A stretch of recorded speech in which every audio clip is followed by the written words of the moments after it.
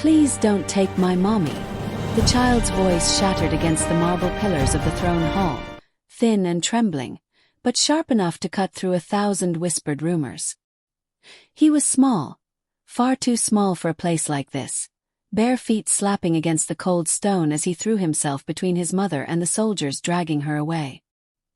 His arms locked around her waist, fingers digging into the coarse, blood-stained fabric of her torn dress. The guards halted.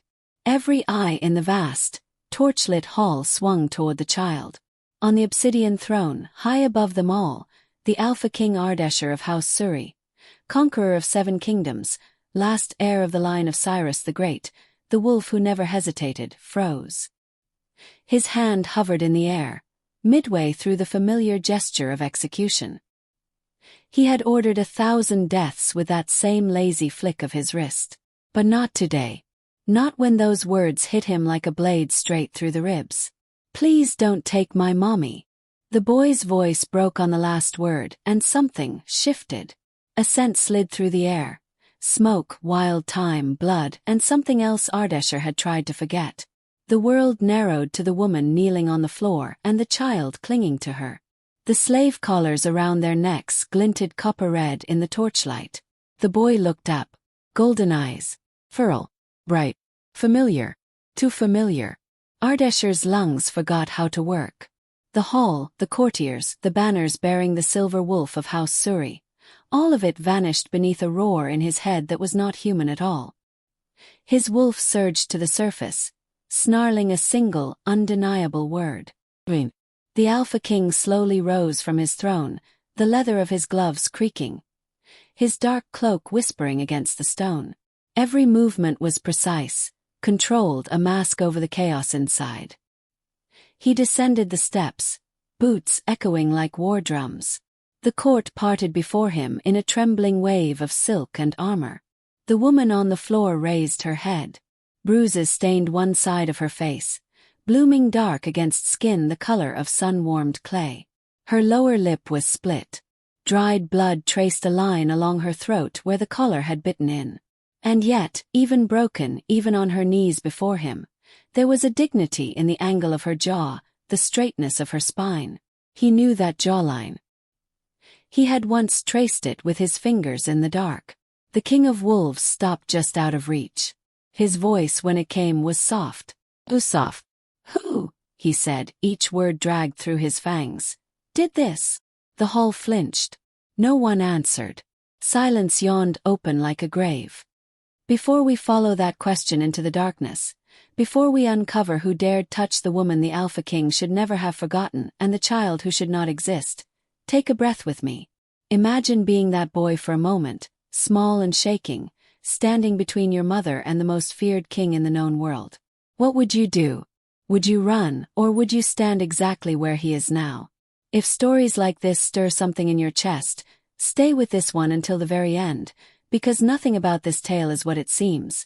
Not the king, not the mother, and not the child clinging to her. And while you're here, tell me the city you are watching from so that I can send you a hug across this vast, strange world we share. Now, back to the hall where destinies are breaking. The boy stared up at the Alpha King, chest heaving. His name was Kaveh. He did not yet know who he was. He did not know why the Wolf King's eyes, those cold iron-gray eyes, had flared molten for a heartbeat when they met his. He only knew that soldiers had come in the night, that they had ripped his mother from the mat beside him, thrown a hood over her head, and dragged her from the reeking slave barracks as he screamed and clawed and bit until someone's fist connected with the side of his head and the world went soft and gray. He had woken with iron around his wrists. He had woken on the floor of this hall. They had called his mother traitor, a spy for the Eastern Pax. They had said she tried to kill the king. Kaveh didn't understand most of the words, but he understood this. They were going to take her away. So he had run. And now he stood between her and death, arms wrapped around her with all the desperate strength in his thin body. Please, he whispered, voice hoarse. Please don't take my mommy. Ardeshir's gaze dropped to the boy's hands, the way his fingers dug into the woman's side. Protective, possessive. blood crusted beneath the child's nails. Not his own. His scent, wild thyme and smoke, coiled through Ardeshir's senses again, tangled with the woman's scent, and beneath it, the unmistakable thread of his own blood. A cold, sick realization crawled up his spine like a shadow. He looked at the woman again. Anahita. He had not spoken her name in 7 years. He had not expected to see her again outside of his nightmares. But she knelt before him now, hair hacked short, eyes darker than he remembered but clear, unbroken. If she feared him, it did not show in the calm line of her mouth. If anything, she looked tired. Oh, tired. Her voice was a low rasp. Your Majesty.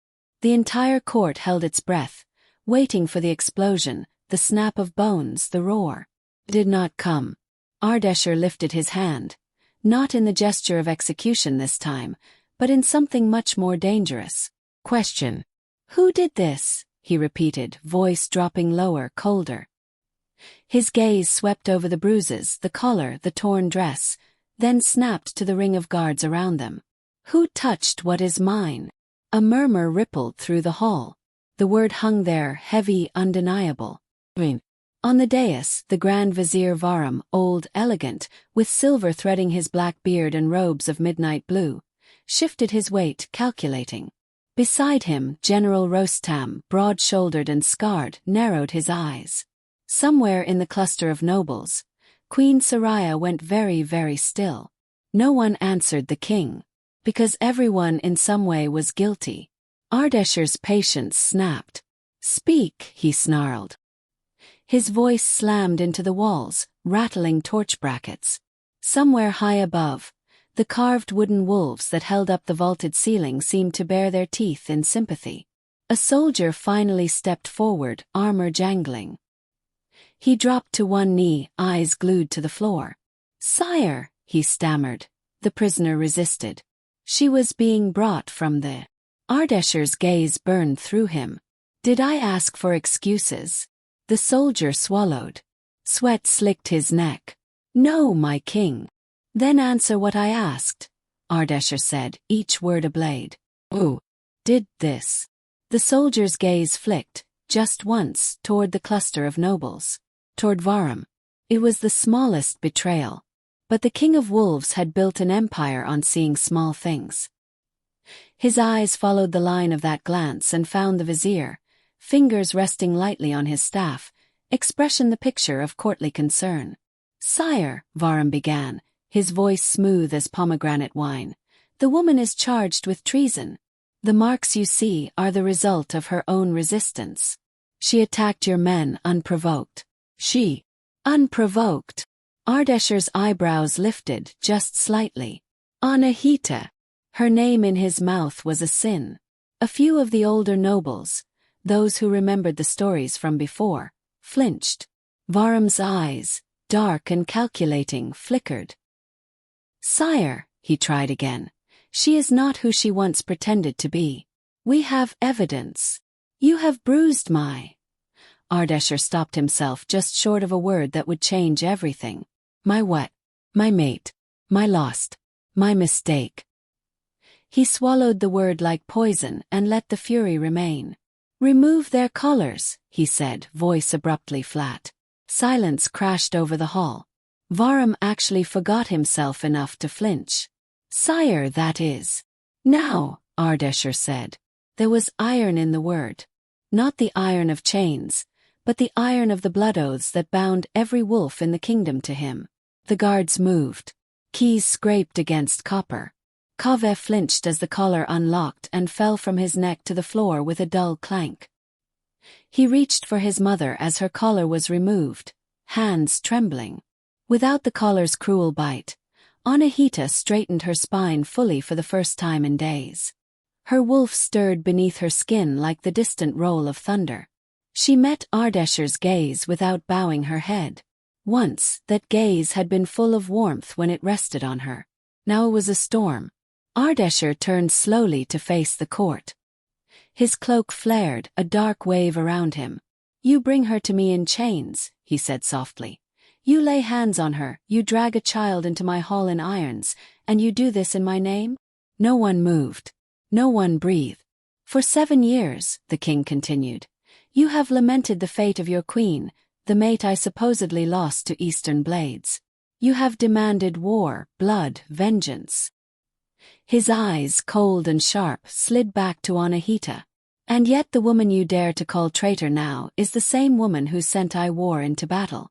The same one whose absence you all wept over when you thought her dead. Murmurs.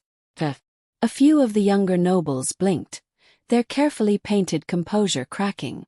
Queen Soraya's fingers tightened on the arm of her seat until her knuckles went bone-white. Ardeshir's gaze dropped one last time to the boy. Kaveh stared back at him, teeth worrying his lower lip, fear and defiance warring in those impossible golden eyes. His blood. He didn't need proof. He didn't need witnesses. He only needed to look. Who hurt them? Ardeshir said quietly, the question no longer a question at all but a promise. Will beg me for death before I am done. To understand how a king could lose his mate and child and not know they still breathed. To understand why the most feared alpha in the West is shaking on the inside over a small boy with golden eyes. You have to go back 7 years. Back to the night the palace burned. Back to the last time Ardeshir said Anahita's name without tasting blood. 7 years earlier, the sky above Persepolis had been a black bowl overturned and studded with stars. The moon, round and heavy, hung low over the white stone terraces of the palace like a watchful eye. The city below pulsed with life. Perfume and smoke and laughter rose from the bazaars. From the training yards came the clatter of wooden swords and the shouts of young wolves sparring late under the lanterns. From the temple of Anahita, the goddess whose name the queen bore, bells chimed softly in the midnight wind. Inside the palace, though, all was quiet. Too quiet. Anahita walked the moon-bright corridors barefoot, white skirts whispering against her ankles, one hand resting on the gentle curve of her belly. The child inside shifted, restless. Easy, she murmured, palms smoothing over the bump. Your father will be back before dawn. He always is. Delight. Ardeshir was 3 days late returning from the Eastern Front. Bandits, he had written in his last message. A border pack refusing tribute. Nothing he couldn't handle. He always said that. Nothing I can't handle, love. Anahita smiled to herself, remembering the way he had said it the very first time, when the council had balked at the idea of a queen born of a minor northern pack with no noble blood. He had stood in this very hall, hair wild from the ride, armor dusty, eyes blazing, and said, I do not need their permission to choose my mate. I am Ardeshir Suri, Alpha King of the West. To conquer kingdoms. I can certainly marry the woman I want. Nothing I can't handle. 7 years ago she had believed him. Tonight, the empty space in their bed said otherwise.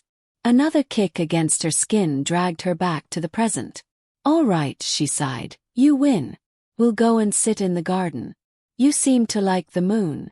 She turned toward the western terrace. That was when she smelled it. Smoke. Not the sweet, resin-thick smoke of temple incense. The bitter, oily reek of something wrong. Anahita's wolf stirred, ears pricking. Shouts rose in the distance, muffled by stone.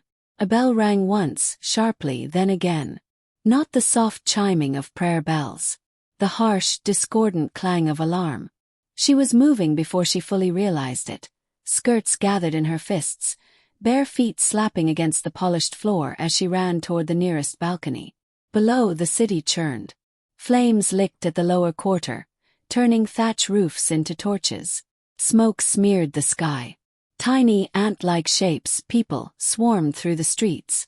And near the palace gates, where the royal guard should have been an unmoving wall of steel, there was chaos. Wolves in the livery of foreign packs.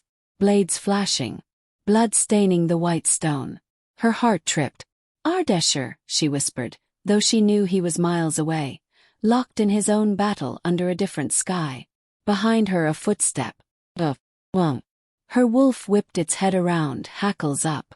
She turned with it, slow, hand drifting to the short knife at her hip. Not a ceremonial blade, but steel honed sharp enough to shave hair. Who's there? She called.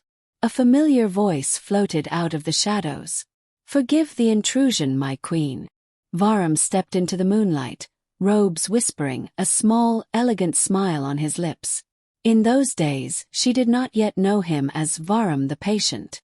She only knew him as Ardeshir's most trusted advisor. "The palace is under attack," Anahita said, breath shallow. "We must summon the guard." "It already has been summoned," Vahram said smoothly. "By the men you see below." She stared at him, not understanding. "You warned them." "I invited them," he corrected, the words soft but precise. Something cold slid down Anahita's spine. "What have you done?" she whispered. "What your husband never had the courage to do," Vahram said, eyes glittering in the moonlight. "The old ways are dying, my queen.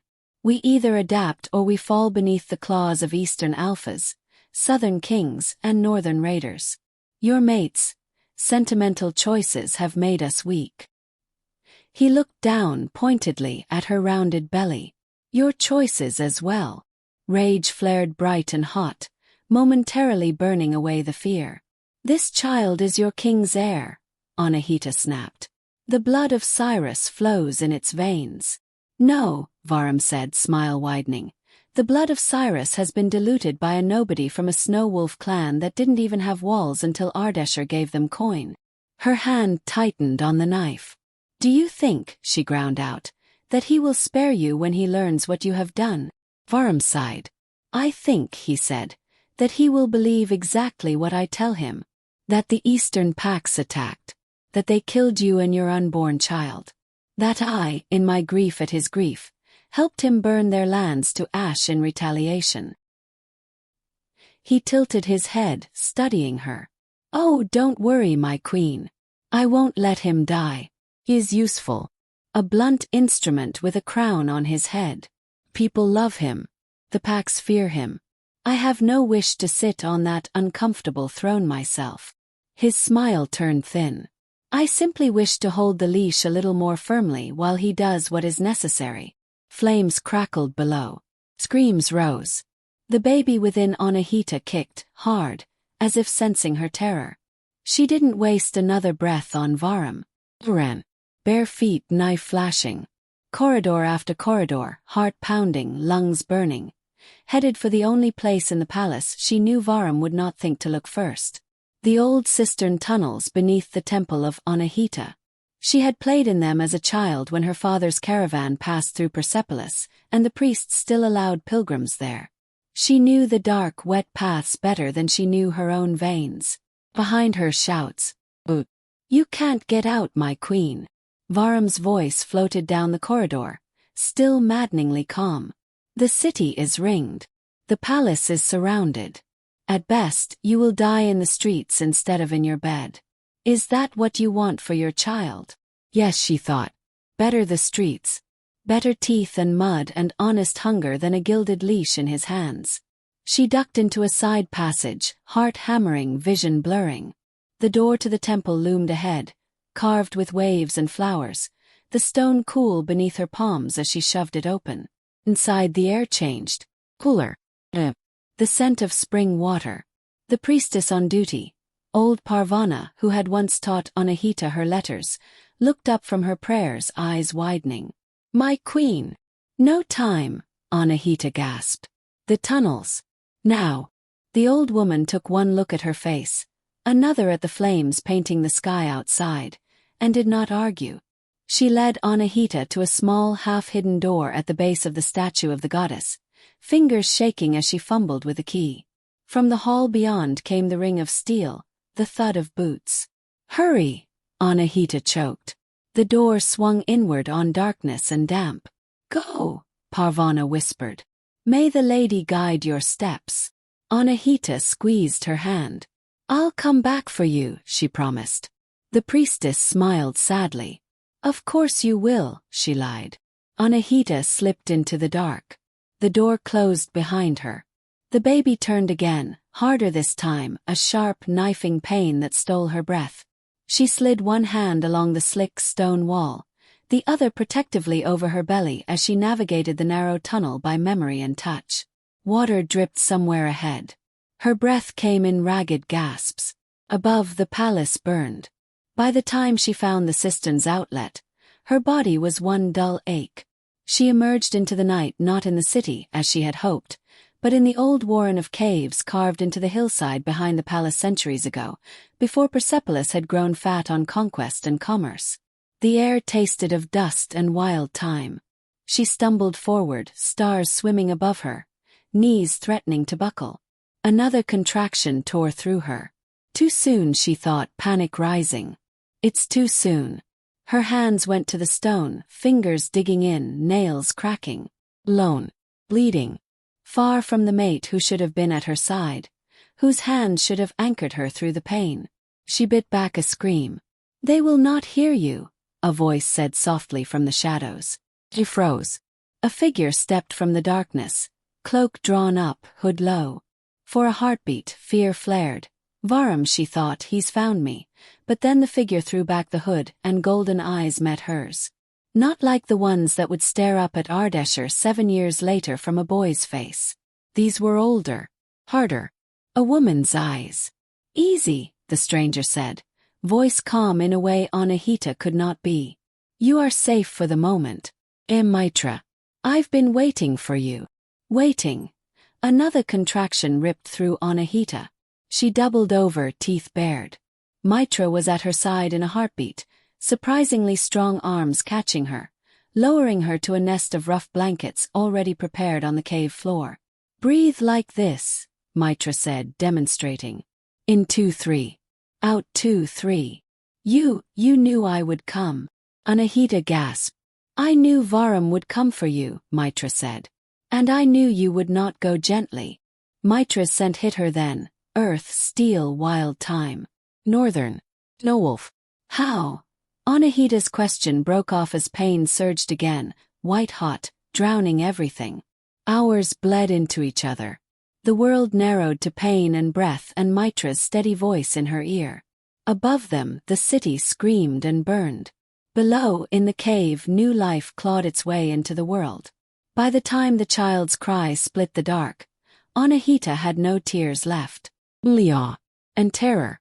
Mitra cleaned the child quickly, wrapped him in a piece of worn wool, and laid him against Anahita's chest. "A boy," she said softly. "Strong lungs. Strong heart." Golden eyes blinked up at Anahita, wet lashes sticking together. Her breath hitched. Not gray like Ardeshir's, gold-like, like Mitra's, like. She swallowed. He smelled of milk and blood and something so painfully familiar it tore at her. Ardeshir. Her mate. Her king. Her mistake. Mitra watched her carefully. "I'm sorry," she said quietly. "Vahram's poisons run deep.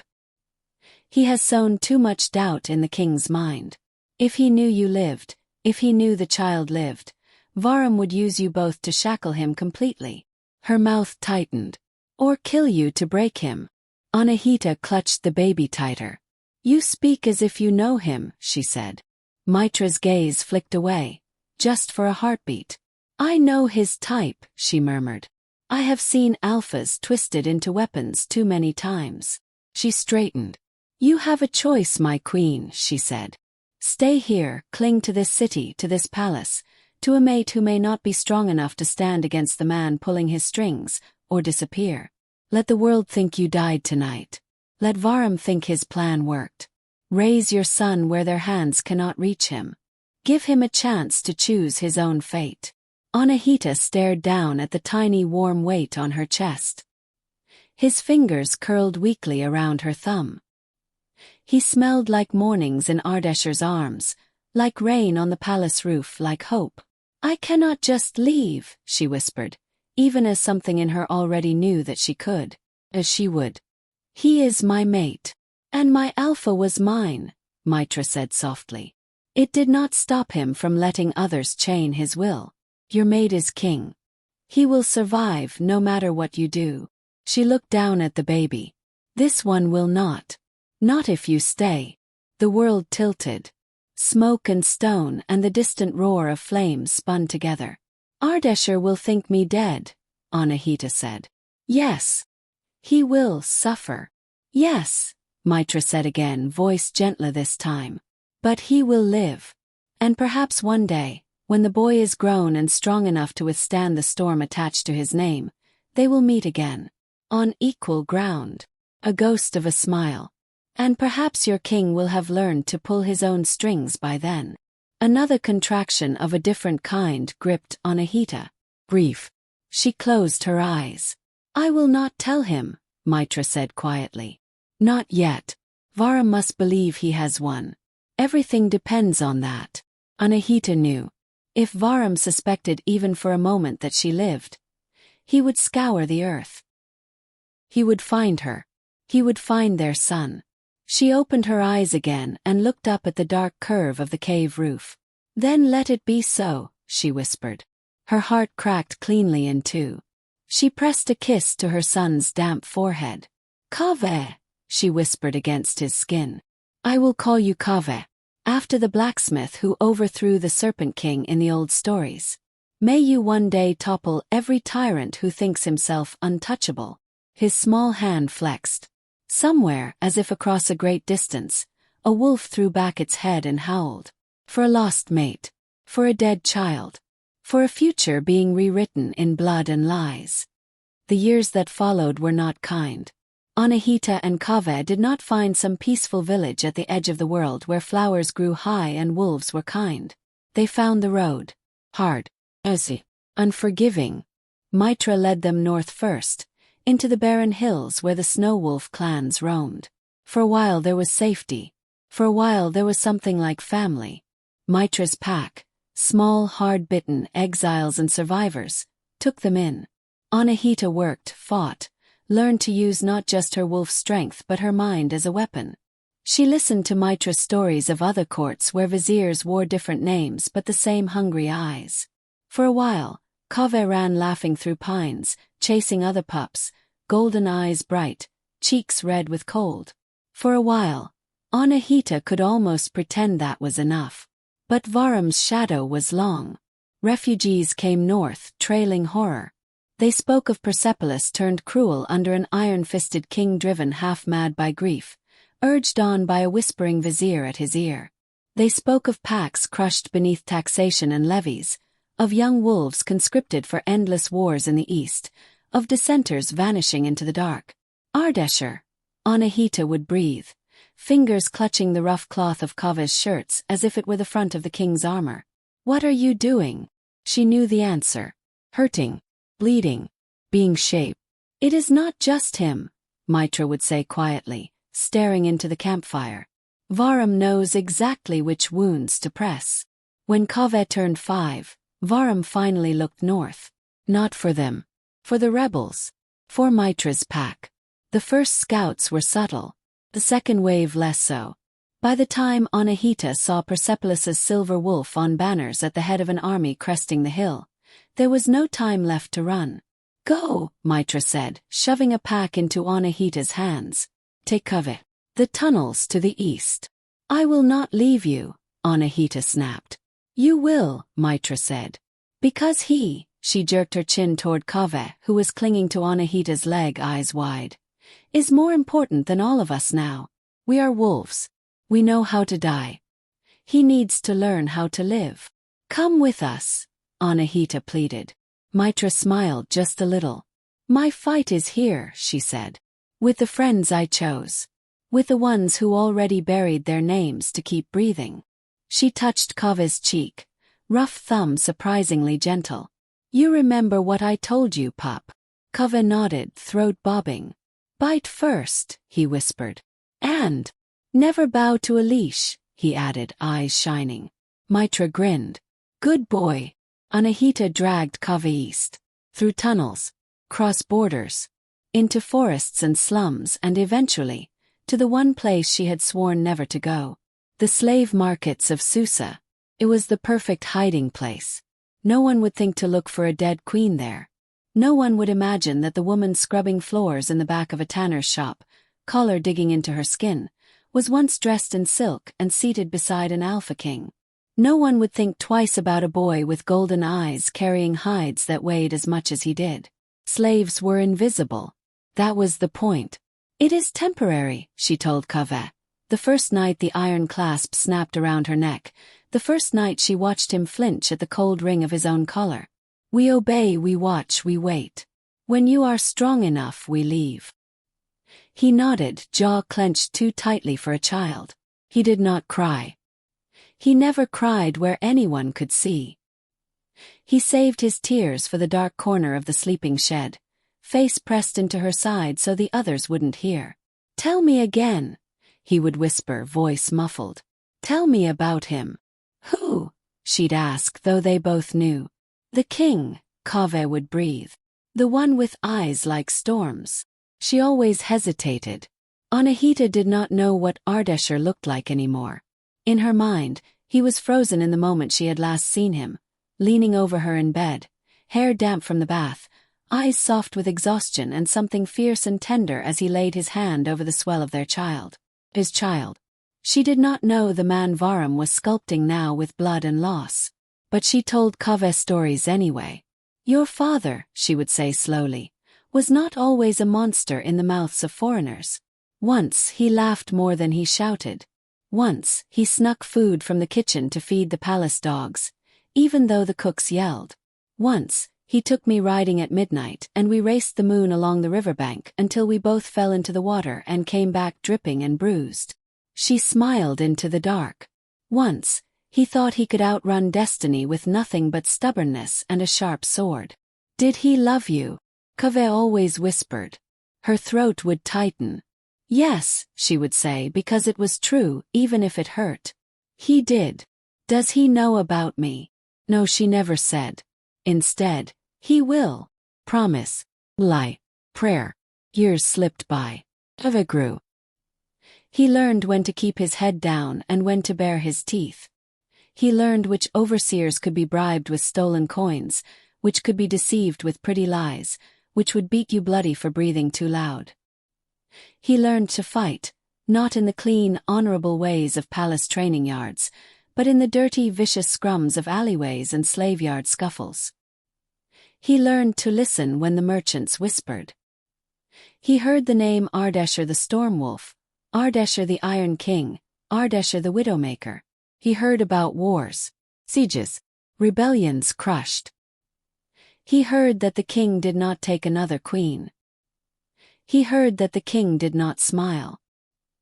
He heard that the king sometimes walked the palace at night, barefoot, as if listening for footsteps that never came. Kaveh tucked every story away like a blade beneath his ribs. His mother never stopped listening either. Never stopped watching the horizon. Which was why, the night the king's banner finally appeared over the walls of Susa, she was ready. She was not ready for Vahram's hand, though. That hand reached farther than she had dreamed. The tanner who owned their contracts owed the crown too much in unpaid taxes. Soldiers came with writs and sealed parchments. They took the man in chains. They took his wife. They took his slaves. They took Anahita. They took Kaveh. The rest was a blur of wagons and dust and iron and the suffocating knowledge that, as the wheels rolled closer to Persepolis, to Ardeshir, to everything she had run from, the noose around them both tightened. They're taking us to the king, Kaveh whispered one night, eyes huge in the moonlight that slipped through the bars of the wagon. You said that was a good thing once. I said, Anahita replied quietly, brushing his hair back from his forehead, that he was not always the villain in other people's stories. Will he know me? Kaveh asked. Her throat closed. I don't know, she said. If he doesn't, Kaveh said, mouth firming, I'll make him. He said it like a promise, like a challenge. Anahita looked at her son, at the jaw that echoed Ardeshir's, at the golden eyes that had never belonged to her, and thought, not for the first time, Mitra was wrong. He is not more important than all of us. He is more dangerous, if he lives long enough to understand what he is. If he lives long enough to choose. She did not know then that before he could choose anything, he would throw himself between her and the king's executioners. That his small voice would reach places her screams never could. That Ardeshir's entire world would tilt on those 6 words. Please don't take my mommy. Back in the throne hall, the present slammed back into place like a door. Ardeshir's hand was still raised. The court still waited, a sea of pale faces and nervous eyes. Anahita still knelt, Kaveh still clung, Vahram still watched, calculating. The Alpha King of the West breathed once, and made a decision that would shatter the leash Vahram had spent 7 years weaving around his throat. "General Rostam," Ardeshir said. The scarred warrior stepped forward immediately, fist thudding to his chest in salute. "Yes, my king. You will escort the woman and the boy to the inner chambers," Ardeshir ordered. "They are to be guarded by your own men only. No one enters without my explicit permission. No one touches them again. No one so much as looks at them too long, or I will take it as a personal insult." Rostam's brows rose just slightly. He had known Ardeshir long enough to recognize the tremor beneath his calm. "As you command," he replied. Vahram moved. "Majesty," he said, "with respect, this woman is under investigation for treason. We cannot simply—" Ardeshir cut in voice silk-wrapped steel. "I was not aware that the crown had become a chorus, Grand Vizier. Since when does we decide anything in this hall that I have not already decided?" A rustle ran through the court. Vahram's jaw tightened, but his smile did not falter. "I speak only of the law, sire," he said smoothly. "Even your authority is bound by it. To shelter an accused traitor in the inner chambers without a full council review would set a dangerous precedent." Ardeshir slowly turned to face him fully. The air grew heavy. When he spoke next, the wolf rode his voice. "Then let it be dangerous," he said. "Let it be remembered. Let every snake who thinks to twist my laws against me learn something today." He took a step forward, eyes never leaving Vahram's. "I am the law in this hall. In this palace. In this kingdom. You are not my master, Vahram. You are my servant. Say we to me again as if we rule together, and I will remind you how we are not equal." Collective, audible inhale from the watching nobles. Vahram's fingers tightened around his staff. He bowed, just enough to meet protocol without showing his teeth. "As you wish, my king," he said.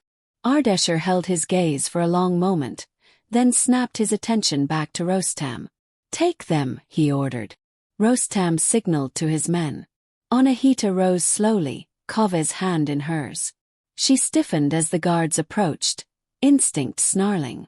"Easy," Rostam murmured quietly, just for her ears. "You have my word. As a wolf. As your king's oldest friend." Her eyes flicked to his.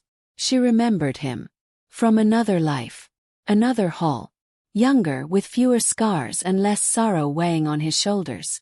She gave him a single, short nod. Kaveh clung to her, eyes darting, but allowed himself to be guided. As they passed Ardeshir, the boy hesitated. He tilted his head back, looking up at the towering figure of the king with something that was not quite fear and not quite wonder. Just before Rostam urged him forward, Kaveh did something reckless, something very much like his parents.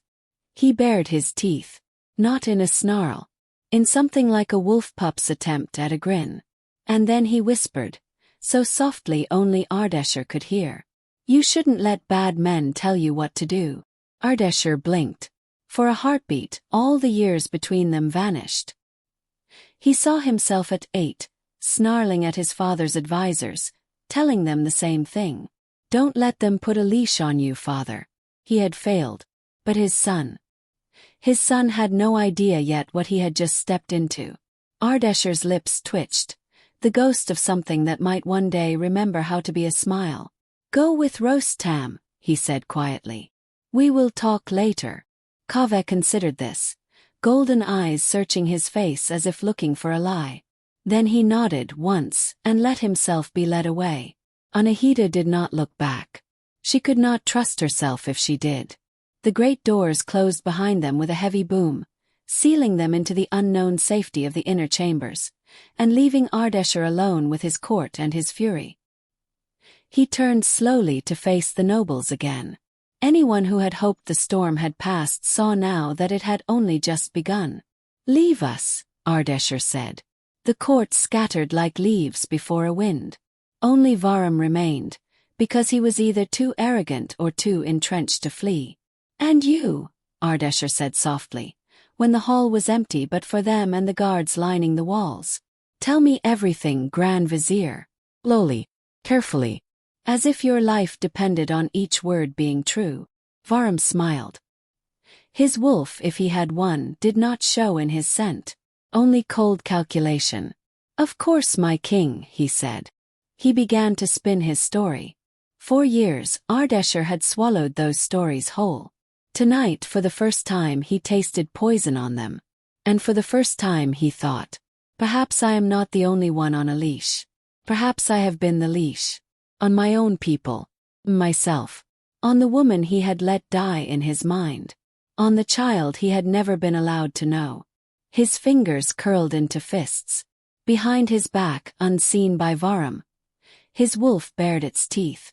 In the inner chambers, Kaveh paced. He had never been in a room like this.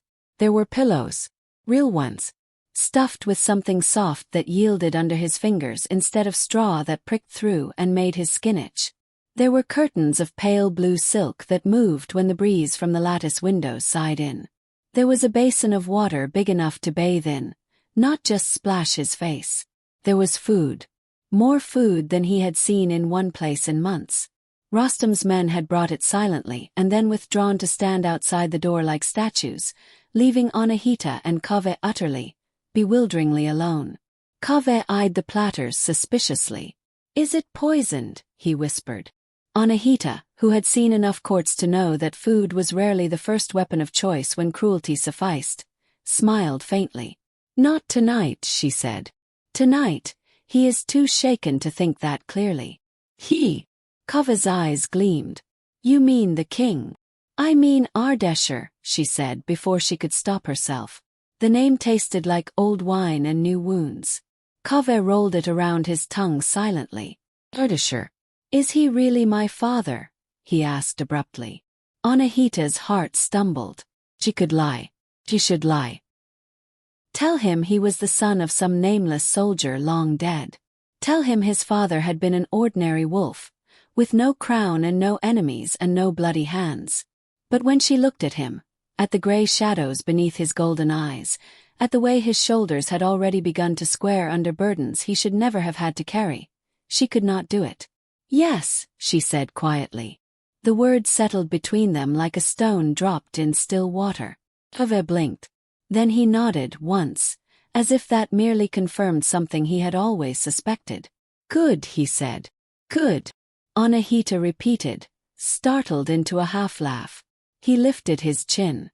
"If he really is as strong as everyone says," Kaveh murmured, "then we can use him." Anahita stared at her child and saw, not for the first time, the line of wolves stretching behind him. Ardeshir's stubbornness. Her own willingness to burn everything down rather than bend. Mitra's quiet ruthlessness. And something else. Something new. Strength born of hunger and chains and the knowledge that no one was coming to save you but yourself. "We don't even know if we can trust him," she said softly. Kaveh's mouth twisted.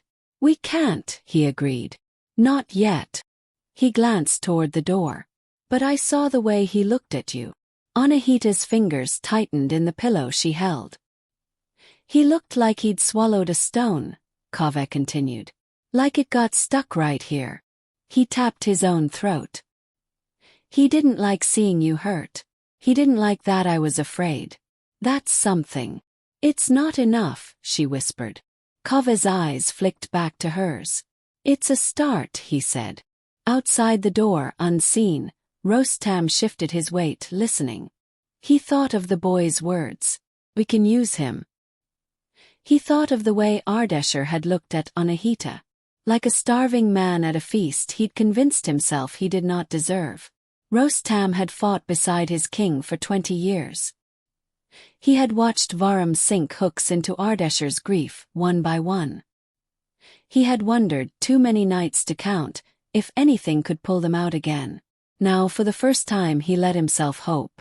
Perhaps that something had just walked into the hall in chains and left under his protection. Perhaps that something had golden eyes. In the days that followed, the palace shifted, subtly at first, like a great beast rolling in its sleep. Servants whispered that the king had forbidden any new writs of conscription until further notice, that he had countermanded 3 of Vahram's decrees, that he had spent an entire afternoon not in the war room but in the inner gardens, where the orange trees grew, where a boy's laughter had been heard, where a woman's quiet voice had drifted on the air. No one was brave enough to eavesdrop. Not yet. But walls have ears. And walls talk. In those gardens, Ardeshir watched his son move. He did not yet call him son aloud. He did not yet know how to shape the word without choking on 7 years of absence. But he watched Kaveh climb trees. Of course he did. He moved like a creature half wild, half trained, unsure if he was allowed to take up space, but willing to try anyway. Ardeshir recognized something in the set of his shoulders when he fell and got up without a sound. Jaw clenched, eyes bright with unspilled tears. He had seen that same look in the mirror too many times. "You don't have to be brave when you're bleeding," Ardeshir said once without thinking, when Kaveh's knee scraped against a rough branch hard enough to open the skin. Kaveh glared at him. "I'm not bleeding," he muttered, even as scarlet trickled down his shin. Ardeshir's lips quirked. "You will scar faster if you clean it," he said mildly. Kaveh eyed him suspicious, but allowed himself to be led to the fountain where Anahita waited with clean cloth and a gaze that flicked between them like lightning. "Hold still," she told Kaveh. He did, eyes darting to Ardeshir's hands. Strong. Guard. Steady.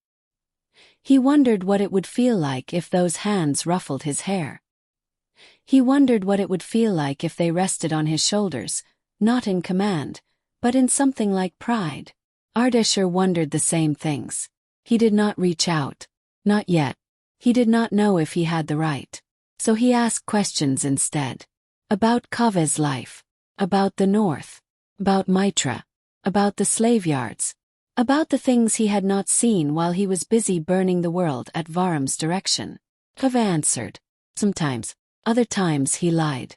He was good at it. Too good. Anahita watched her son try to decide over and over if this man was safe. If any king could be. If any father could be. After so many years of silence. She watched Ardeshir try to decide if he was worthy of forgiveness. If he even deserved the chance to try. She watched Vahram watch them all. The vizier did not strike immediately. He was too clever for that. He adjusted. He smiled. He brought Ardeshir documents that did not mention war but trade, not executions but irrigation. He spoke of the good of the people, of the fragility of the king's power now that the court had seen him hesitate in the hall. "You must be careful, sire," he murmured. "Love is a luxury men like you cannot afford. Not in public. Not when your enemies are watching for any sign of weakness." Ardeshir had not used the word love. He did not need to. Vahram smelled it. He always had. That was why he had tried to kill it 7 years ago. Now, seeing it spark again. He did what all cowards did when faced with a fire they could not snuff out at its source. He looked for kindling elsewhere. If he could not break Ardeshir outright, he would break the things Ardeshir cared about. He began with whispers. In the servants' quarters. In the training yards. In the market outside the palace walls. She bewitched him. Some said of Anahita, their words echoes of old rumors Vahram himself had sown years before. She put a spell on him with her snow-wolf eyes. He neglects the kingdom for a slave, others clucked. For a traitor they dragged in from the streets. The nobles listened, some eagerly, some warily, some with hearts that had never truly left their king's side, no matter how he raged. Perhaps, one of them, Lady Yasmin of House Ardalan, said quietly in a closed council meeting, "We should wait. We have wanted our king to soften his fist for years. Now that he finally looks at a child and sees something other than a soldier, we panic." Vahram smiled patronizingly at her. "Compassion, my lady," he said, "is a beautiful thing. In poets, in priests, in queens." He glanced deliberately where Anahita would once have Saturday. In kings, it is a liability. Is it compassion, Yasmin asked, to keep from killing your own flesh and blood? Vahram's smile did not reach his eyes. Sentiment clouds judgment, he murmured. We must hope His Majesty remembers where his duty lies. He meant, we must remind him. Gently. And then not so gently. He meant, if I cannot choke him with his grief anymore, I will choke him with his fear. He meant, I will make him choose. Between crown and blood. Between leash and love. He had no idea that another choice was already forming in the shadows. Not in Ardeshir's mind, but in Kaveh's. Children who grow up under chains learn quickly. They learn that adults lie. That letters and laws can be twisted.